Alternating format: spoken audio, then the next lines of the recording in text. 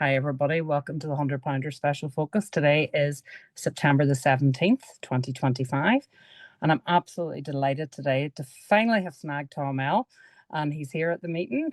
Tom first came into OA in August 2002 and was very lucky to live near Disneyland in Anaheim. So we are going to hear from him now. Tom, my lovely, take it away.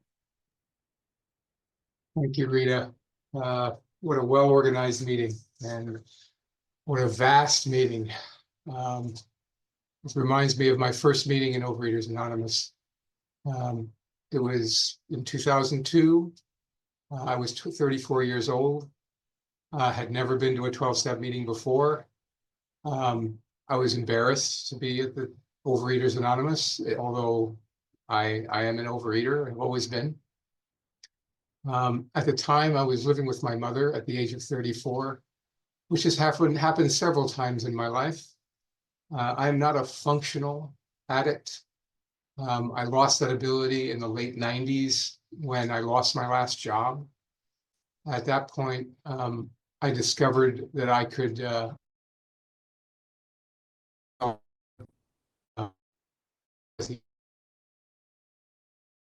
what I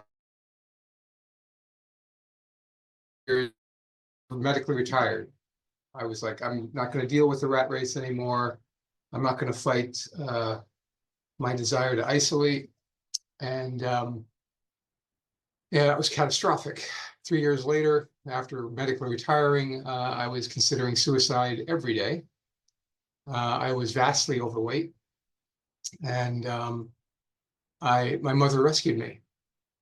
I would never, ever have found you guys. I don't ask for help. I'm an addict. I do it myself, no matter how bad it is. So my mother moved me to California. I'm a New Yorker originally. A lot of these people know where Old York is. Hopefully, one day I can visit Old York. But New York was my hometown, and I fled because I couldn't live anymore. So I went to California with my mother and took up 2 seats on the airplane because I'm extra wide.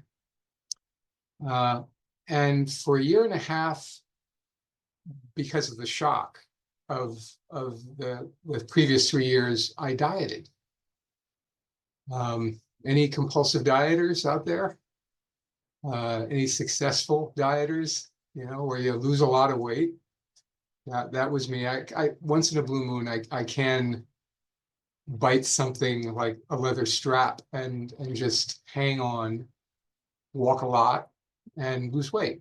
And for about a year and a half, I lost well over 100 pounds. Got down to my fighting weight, which is the upper 200s.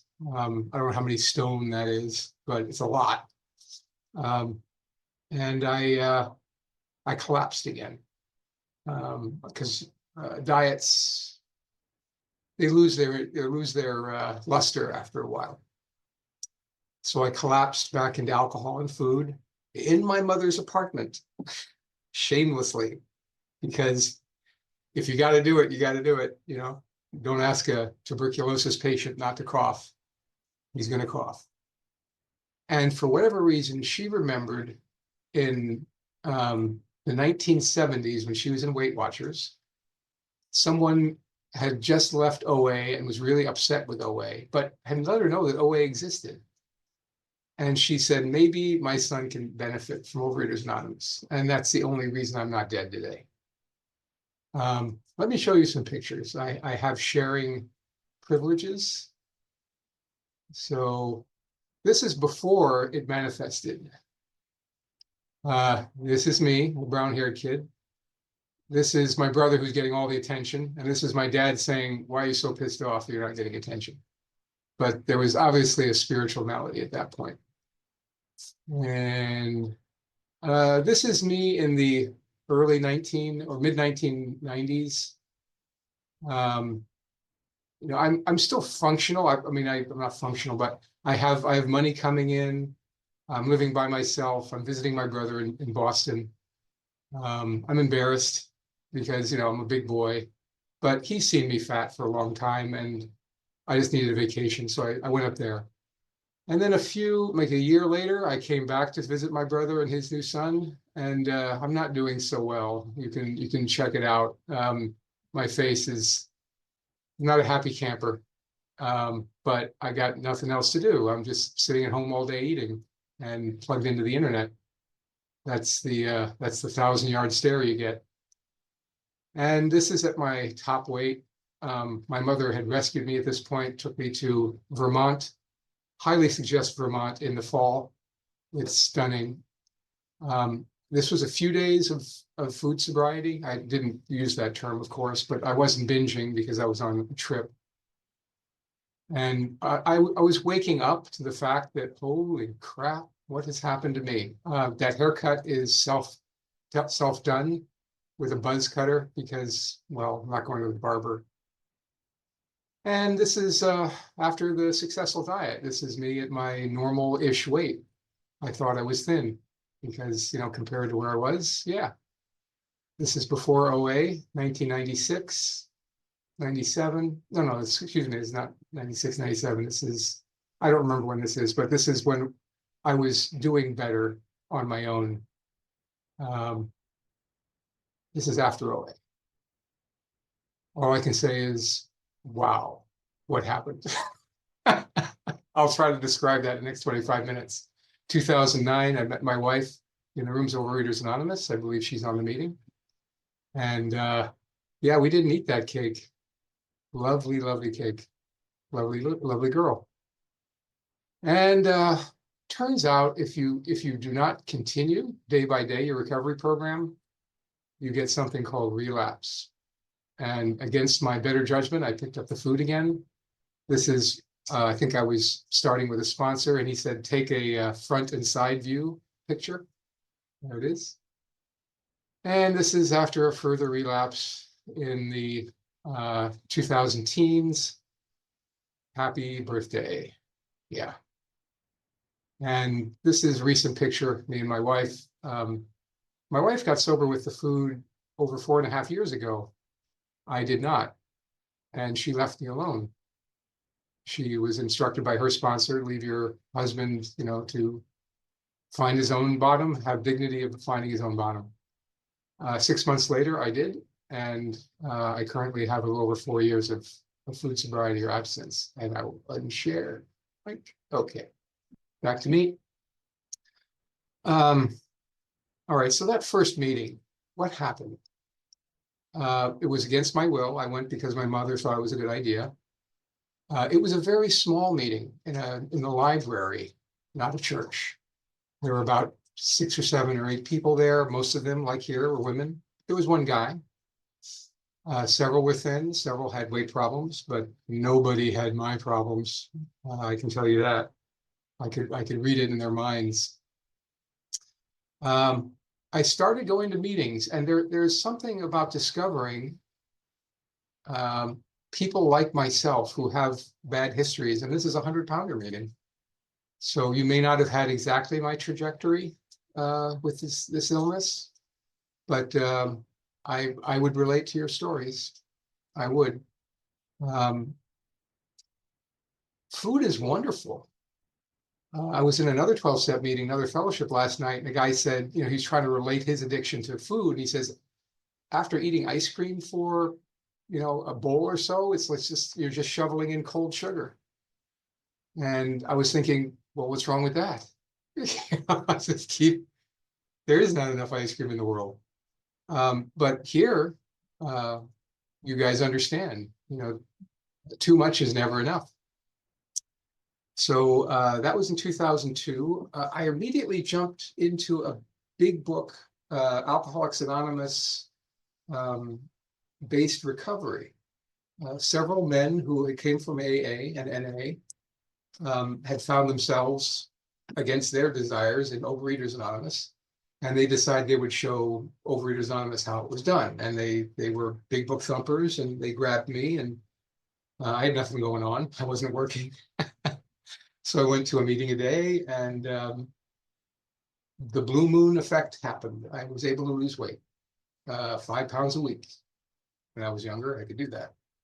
And I was the belle of the ball. This Tom went from this to that. It's a dangerous thing to get thin in Overeaters Anonymous. The ego loves it, loves it. But I did work the steps. Did a fourth and fifth step, revealed all the shameful things I had done, heard some shameful things that my sponsor had done that never occurred to me would be possible. So he made me feel included. I had a 1-day relapse. That was the shortest relapse I've ever had, where I ate an extra piece of fruit, told my sponsor about it, and he said, "Day 1." And I went, "Okay, you asshole." Stood up as a newcomer. I never did that again. All my relapses from that point on, were months or years. You're not going to get me just have 1 day off, 1 piece of fruit. Hell no. But I at one point I took a 5-year chip in the late 2000 aughts. And it was a dirty chip because I'd been lying to my sponsor. My story is one of extreme enthusiasm, following direction to the T, to, yeah, I don't really need you guys anymore. I've lost my weight. I have job problems. I have, I'm back in school. I'm doing other stuff. I don't need you guys. If you are there, I feel for you. The sense of power and control, the delusion feels real. But my years of relapse and recovery in OA have proved to me that this condition will never go away, ever. I'm going to die as a compulsive overeater. If it's not treated today, I will go insane again. Okay, so what happened in my most recent catastrophe? First of all, it has to be a catastrophe.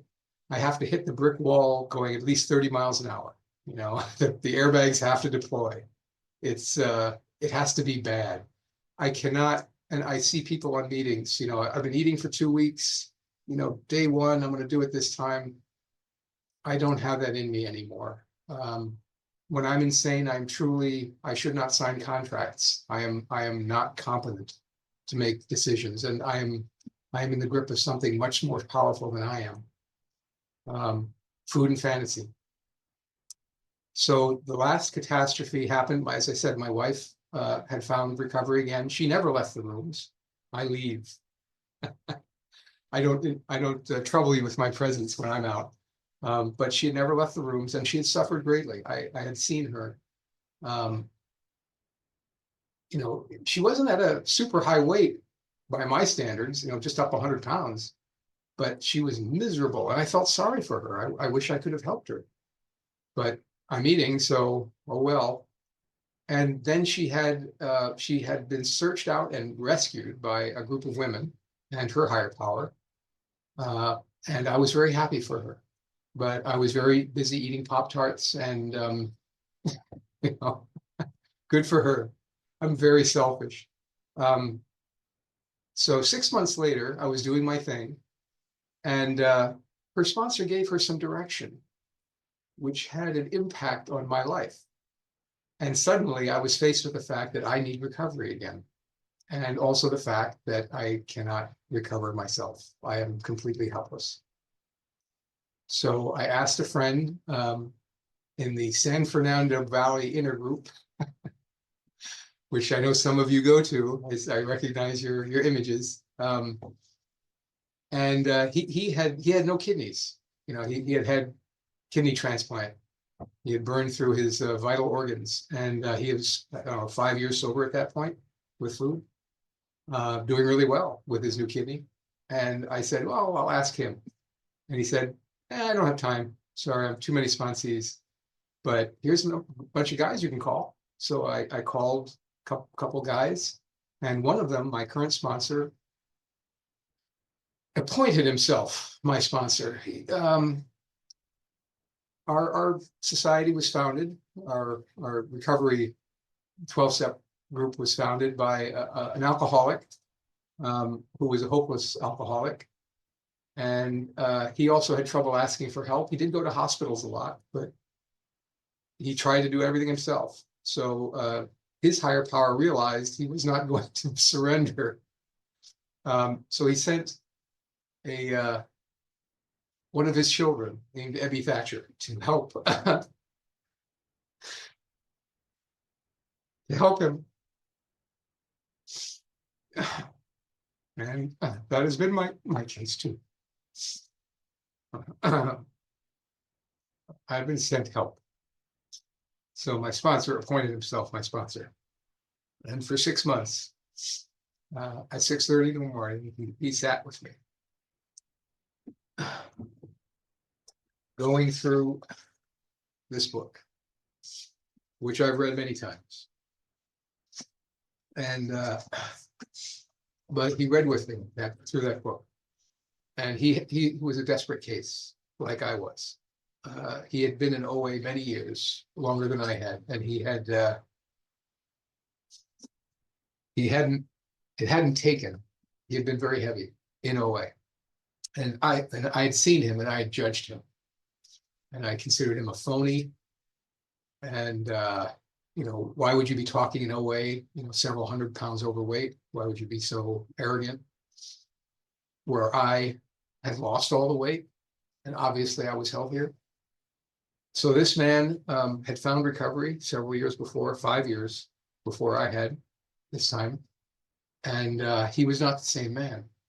And I was unashamed in front of him because I didn't feel worse than he was, or better.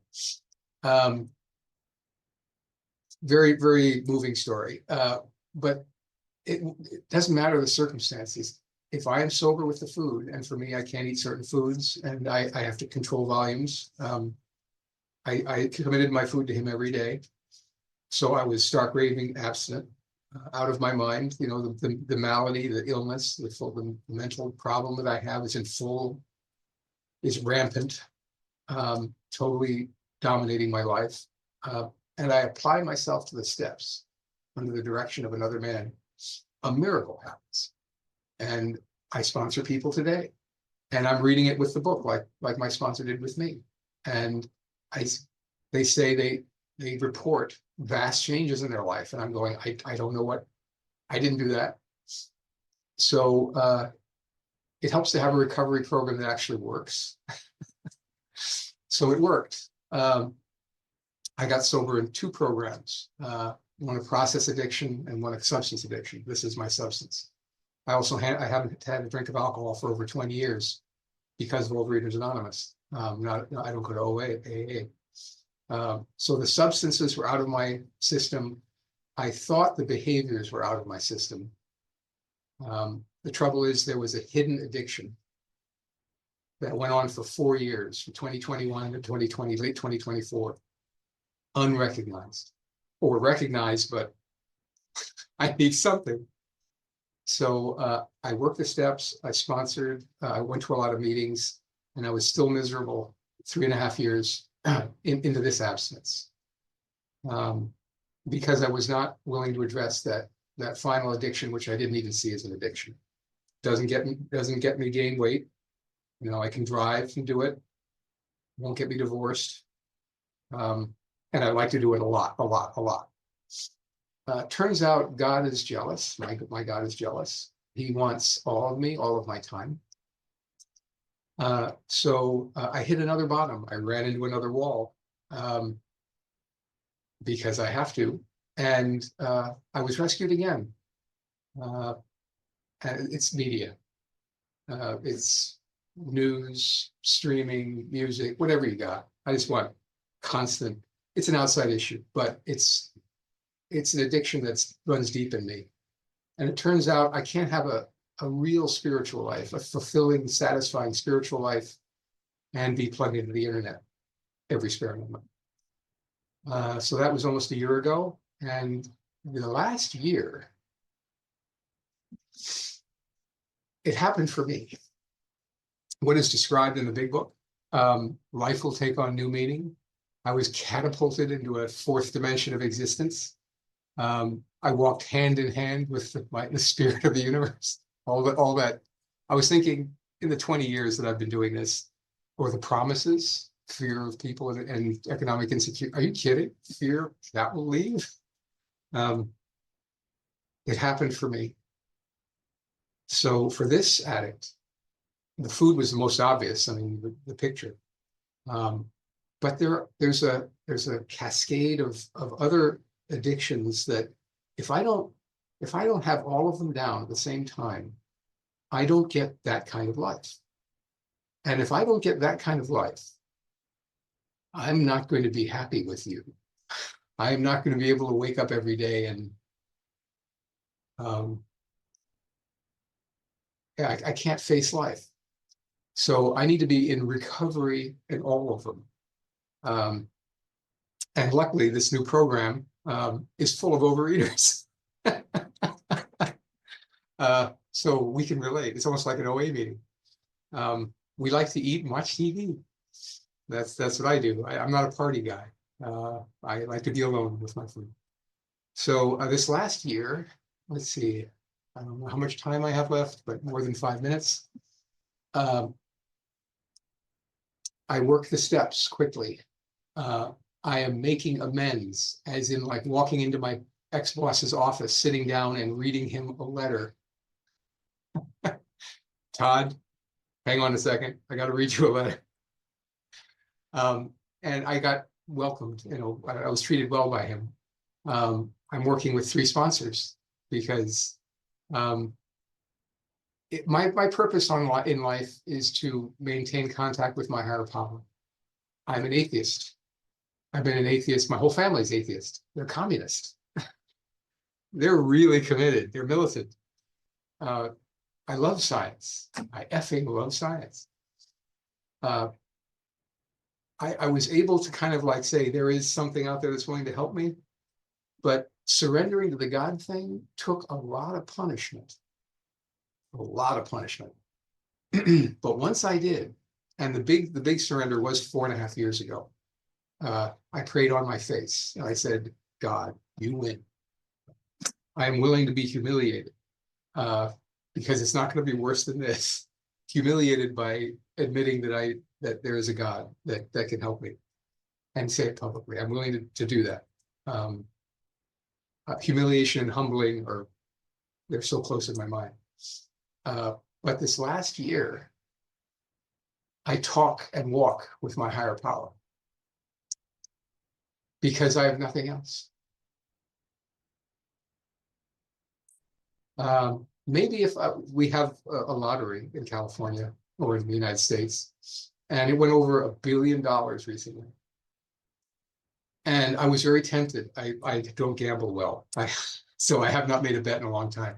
But I was tempted. You know what? I'm an addict, but maybe $1 billion would help. I did not make that bet, not because I would lose, because I might win. That's my trouble. I might win. And then there would be something between me and my higher power. So how do you get this higher power thing? I admit that I am powerless over my substances. For me, that's alcohol and food. And fentanyl. I tried fentanyl once.